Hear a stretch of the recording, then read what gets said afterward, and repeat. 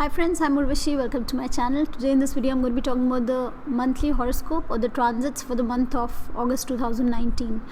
So this month really looks interesting. A lot of interesting things are happening. First of all, Jupiter is going to go direct on the 11th of August, which is going to be a major change. Lots of things coming back on track now with Jupiter going direct. Then we have concentration of planets in two zodiacs. So the first half of the month, in fact when the month starts, we have 4 planets in Cancer. We have Mercury, which enters Cancer on the 2nd. Mars is already posited there for the last few months, Sun and Venus. So these are the 4 planets we see in the sign of Cancer right at the beginning of the month. On the 8th of August, then Mars will be moving out to the sign of Leo.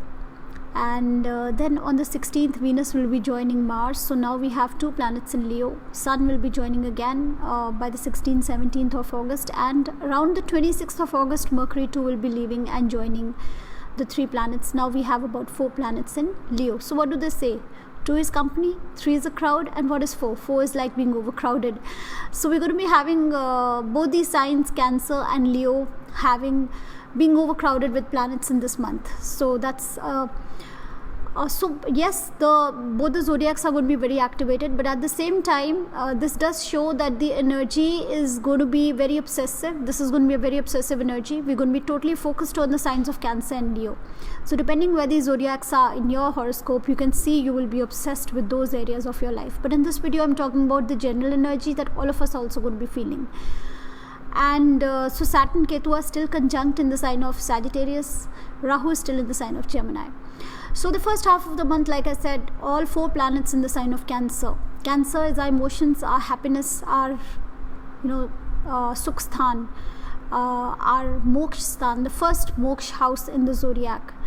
And we just had an eclipse in the sign of Cancer, a lunar eclipse, and I made a video on it where I've talked about some emotional disturbance, some emotional change, some acceptance, some like an enlightening, like an understanding and an acceptance, a major change. I've had a major change in my psychology in the last 1 month, in my philosophy. Sometimes we know a lot of things, but we know them, but we don't really think about them. So some kind of a change where you accept things, where something changes inside of you would have happened around this time because of that lunar eclipse and the placement of all these planets we've had in the last month and a half. And now, still having these 4 planets in the sign of Cancer, the hangover is still going to be there. We're still going to be obsessing, we're still going to be feeling, we're still going to be very protective. We're now going to be feeling very protective about our loved ones, about our home. We're going to be feeling very obsessed, very vulnerable,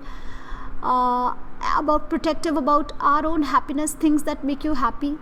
So whatever makes you happy is whatever you're going to be obsessed about this month. So this is not that great a thing. The energy is a little disbalanced. So how we work on this is we focus on the house which is diagonally opposite. So the house that is diagonally opposite is the sign of Capricorn.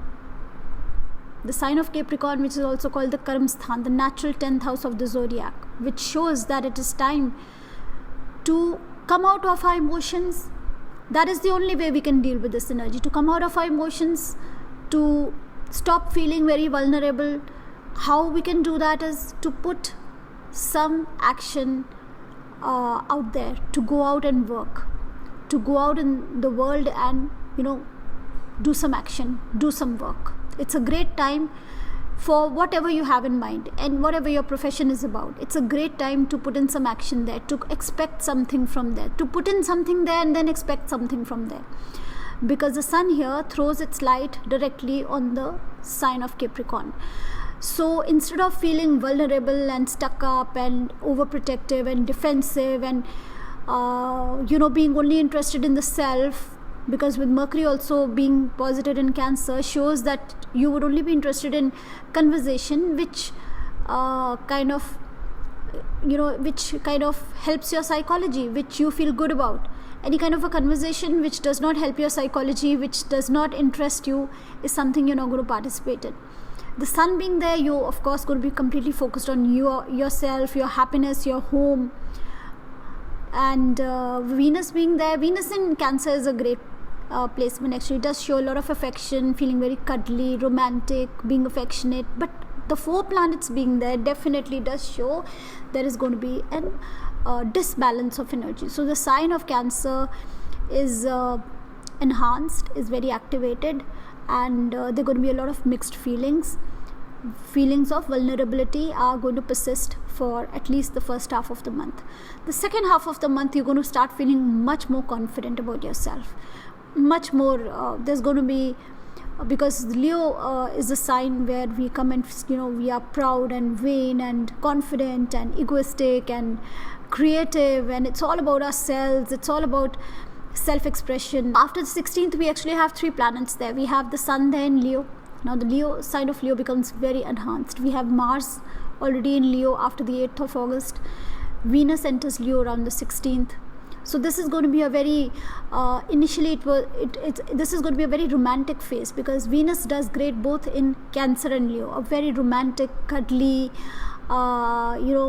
expressive kind of love relationship, that if you are going through one, then that is how you're going to be feeling. You're going to be very expressive. You're going to be, if there is somebody you want to go and talk to, you will have the guts to do that now. If there's somebody you want to approach, you will have the confidence of doing that now. It's going to be a time of candlelight dinners, of picnics, of romantic evenings, that kind of a time. So the confidence level is there, the romantic side is also there. That all is looking great. But again, there's going to be a tinge of vanity, too much of I, me, myself. And so it's important that we balance this energy by involving others, because the Leo, sometimes in the sign of Leo, there is a lot of also this confidence sometimes becomes a little aggressive and little selfish. So it's important that we involve others, that we keep in mind others, and this energy should be used, this confidence and creativity should be used working with others in a group of people. So if you're working in a project of some sort, this is going to be a great month for you. If you are part of a creative team of any kinds, it's going to be great for you. So any kind of a teamwork is looking great this month. But if you're not involved in any kind of a teamwork, you're going to be very obsessed about yourself. You may be feeling very obsessed about yourself, about your love relationships, and there are going to be a lot of expectations. So it's a great month. If you want to go out and like I just said, you want to go propose to somebody, you want to go pamper somebody, you want to go flatter your boss, and you think you would get something out of it, yes, you will definitely get something out of it. So it's a great month, where people will get flattered easily, where people will want compliments. So it's a great month to give somebody a compliment that you've been wanting to give, because egos are going to be pampered that ways, and it's going to be a feel-good factor. So great month this month. The only thing you have to remember is, so come out of yourself, work with others, utilize that energy that you're feeling. The only way you can come out of it is if you go out and put in some action. If you start working, keep busy. And the only way you're going to come out of that self-obsession is by working with others, is by utilizing your energy in working in a team. And it's the best way you'll gain something. So if you do this, because the sun is going to be in the 4th house and the 5th house, the natural 4th and the 5th zodiac, and it's going to be throwing its light on the 10th and the 11th house. So if you utilize this energy well, this is a great time for growth, and it's a great time for romance as well. It depends on how you utilize this energy. You may stay self-obsessed, you may stay feeling vulnerable, or you may go out, put the right action, pamper your boss, go and give some nice compliments to somebody you've been wanting to do that, and you may just be getting into the right relationship, or you may just be getting into the right position, right growth in the office. So it could be either obsession, or it could be a great time for success. We'll see you in the next video. Bye bye.